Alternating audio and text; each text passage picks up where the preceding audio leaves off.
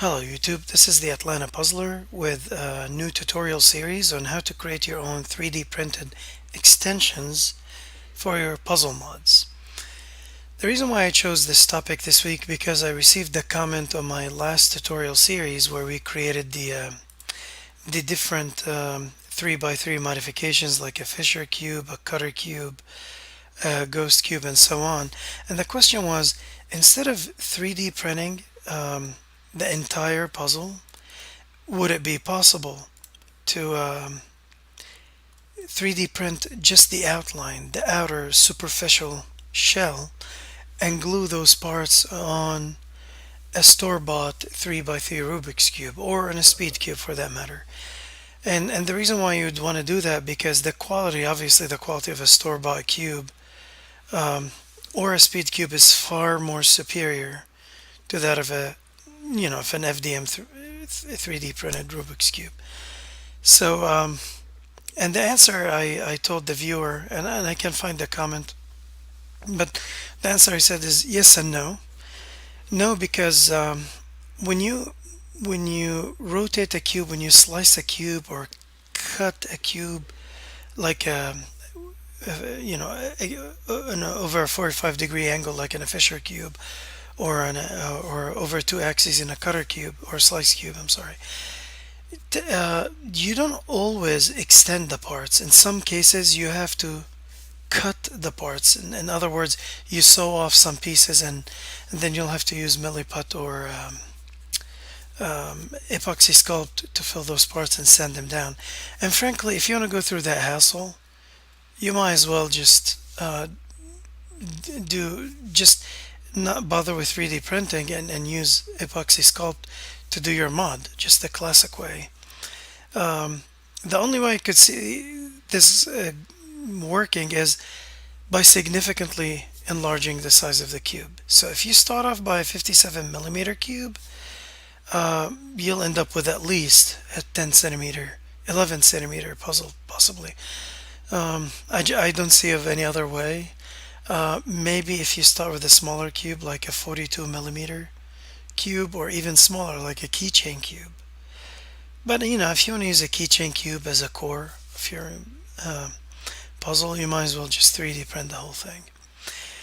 So I hope this explanation made sense. If not, let me show you. This is the final product. It's on my Thingiverse, and you can actually download those files and use them.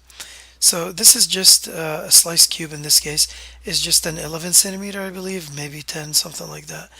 And here's how it looks like. It looks like a normal cube from the outside, but if you take it apart, it has a gap, a 57 millimeter cubic gap, where you can insert your 3x3 Rubik's cube, and you'll have to glue these pieces individually on the faces of your 3x3 cube, as long as it's 57 millimeters. And if you have a cube that's, I don't know, slightly larger or smaller, you can adjust your on-shape design and generate new STLs. This is how another view of how the parts look like. And this is the view of the unique parts, the bare minimum unique parts that you need to print. But anyways, let's take a look at them here. Here's a center, for example, one of the centers, and you can glue this square face on directly in the center. Here's an edge. You'll glue these two faces. Here are more edges. Let's see a corner. Here's a corner. You can glue this on one of your corners, and so on. So let me show you how I made that design in Onshape, and we'll go from there. Okay, so first I'm gonna demonstrate why is it that you cannot retain the size of the cube really quick, and that would be what I'm gonna cover in part one, and then we'll start the actual design in part two. So I created a sketch here on the front face, it doesn't matter, and do a center point rectangle here. And let's do a rectangle.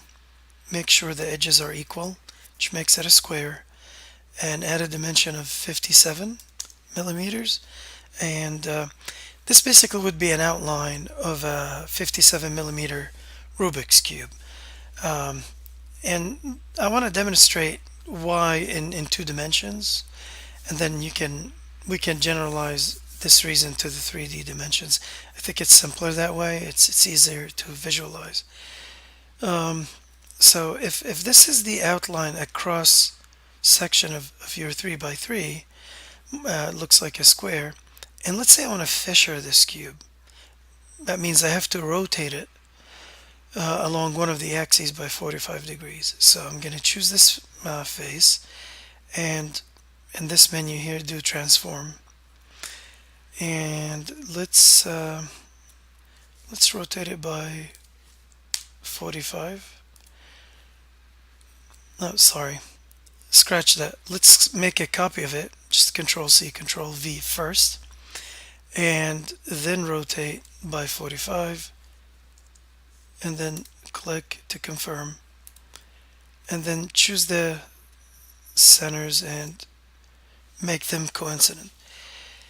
And finally, you don't need to do this. Let's make this construction square. So this is what it looks like. This highlighted face right here is the original outline Rubik's Cube, and when you want to fissure it, you rotate it by 45 degrees, and it gives you this other outline here. And you'll see how it's offsetted by 45 degrees. And if you look, the difference between these two, some of the areas in here are cut off. Some of the areas of this face lie beyond or outside the outline, like this little triangle here. Let's see if I can cut it. Maybe use this. So split this and split this. Okay, it split it along one of the axes. No problem.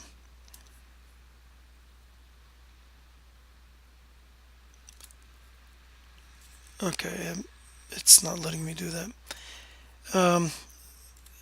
So let me just split it here and here, and then I'll make these two coincidence. I'm sorry, I just wanted to demonstrate what I meant. So now we have this sliver here, this triangle, that represents a portion of the cube that will need to be cut off of the original solid. And this triangle here instead will need to be filled in if by milliput or by by epoxy sculpt or whatever. So let me highlight this as well. Okay, this area will require filling. Okay, so actually let me. I wanna turn these into actual solid lines instead of construction, and I'll go ahead and extrude them for you. Let me do extrude as a surface.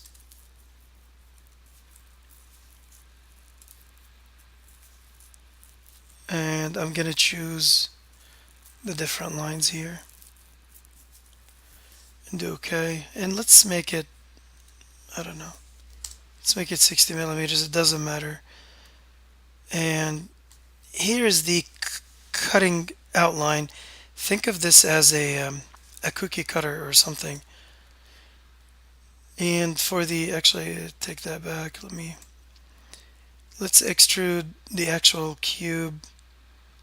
I'm gonna extrude this face here.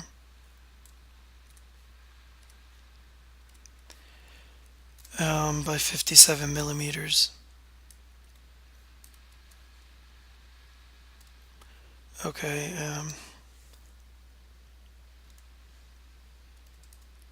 and this doesn't matter. I'm going to make both symmetric. Actually, this view is good enough. Let me stop here.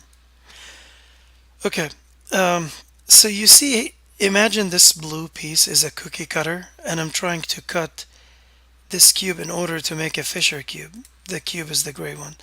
You'll notice you'll have these four parts being cut out, and then you'll have gaps in here inside the cookie cutter that are not filled, that will require to be filled with milliput. Um, and if, like I was saying earlier, if you cut off four corners with a saw and fill the milliput, then you might as well fill this part, and you don't have to 3D print anything. So what if you don't want to deal with milliput, or I shape mod my own puzzles and I use epoxy sculpt and whatnot, but I don't do that often, and I haven't made a lot of puzzles. I think I made four maybe, and one of them turned out pretty bad. The others are okay. So I'm not a very good shape modder, like by hand, like sanding and leveling and paying attention to details and whatnot. I just prefer the software aspect. Um, so if I want to bypass this whole thing and just buy a store-bought cube and 3D print the extensions, you'll see I'll have to enlarge the inner cube instead of 57 millimeter to make it much larger, right? To make it, I'll have to initially extend this guy first. So let me hide this guy. We'll have to enlarge this guy. Is there an offset here? Yeah, I think there is. I'm pretty sure it's some, okay. Well, there's that, there's, okay, offset surface. That's just the surface though. And that's fill.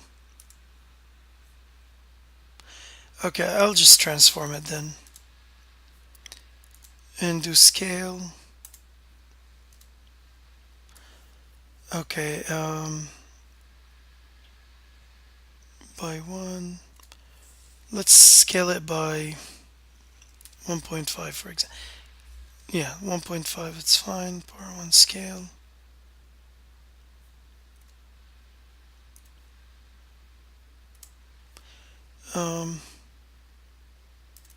Okay. Typically it's auto selects that for me, and that's why I wasn't sure what's going on. Okay, let's see. Let me edit the appearance and reduce the alpha.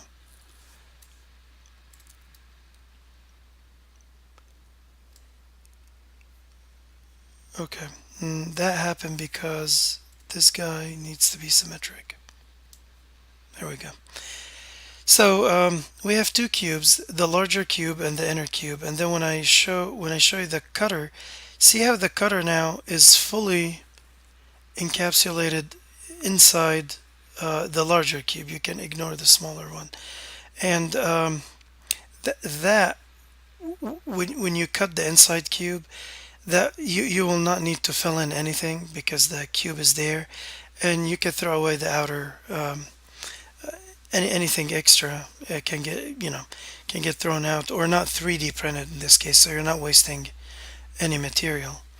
And basically this is similar to what we did here when we designed this puzzle, but it was in an earlier, I think at some point before we started transforming, when we enlarged the cube. I think maybe here.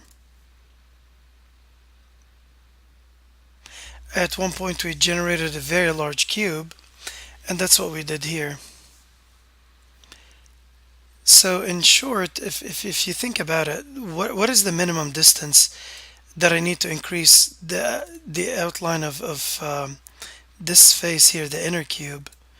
How large do I need to make it if I want to be able to get away with not having to sew off any corners? It's basically the diagonal length. Let's sketch a construction line here. You need to make the cutter's diagonal length equal to the edge length of the desired cube that you want to cut. And the reason why, if you remember your ninth grade algebra or geometry, I'm sorry, the hypotenuse, length of the hypotenuse squared is the sum of the other two squared. So it's you have to scale it by the square root of 2 basically, or 1.4, 1.41 technically. So if we look at this, this is why I enlarged the cube. And you want to hollow this piece out, take out the insides, 57 by 57 millimeter cube, and then build the extensions. So hopefully this video made sense. I just wanted to go over what I'm trying to do, and in part two I'm going to end the video here, and in part two I'll show you exactly how I did it. So I hope you enjoyed this video, and I hope I got you excited to continue the series. And let me know if you have any questions, and I'll see you in the next part. Thank you and have a good night.